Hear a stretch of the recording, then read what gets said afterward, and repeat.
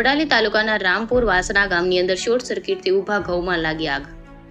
સાબરકાંઠા જિલ્લાના વડાલી તાલુકાના રામપુર વાસણા ગામની અંદર યુજીવીસીએલની લાઇનમાં શોર્ટ સર્કિટથી ઊભા ઘઉંમાં આગ લાગી, જેમાં રામપુર વાસણાના રહીશ ખેડૂત પુત્ર સગર વિનુભાઈ પ્રભુભાઈના માથે જાણે આભ ફાટ્યું.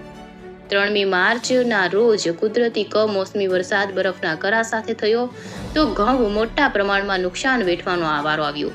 જાણે મોંમાં આવેલો કોળિયો છીનવાયો. ખેડૂતો નુકસાન માટે વળતર સરકાર પાસે મળે તેવી આશા, પરંતુ અંતે પરિણામ શૂન્ય. તેવામાં 31મી માર્ચ બપોરે ખેડૂતના માથે ફરી જાણે આગ ફાટ્યું તેવી સ્થિતિ. શોર્ટ સર્કિટના કારણે ઊભા ઘઉંના પાકમાં આગ લાગી. આજુબાજુના ખેડૂતોએ બૂમરાળ સાંભળી આગ લાગી તો ગામના યુવાનો અને ગ્રામજનો ખેતરે દોડી આવ્યા અને ટ્રેક્ટર, પાણી, મિની ફાયર ટેન્ડર, વડાલી નગરપાલિકા મિલન ઠાકોર ઘટના સ્થળે આવીને પાણીનો મારો ચલાવી ભારે જહેમત બાદ આગ પર કાબુ મેળવી શકાયો હતો અને ખેડૂતને નુકસાન વેઠવાનો વારો આવ્યો હતો.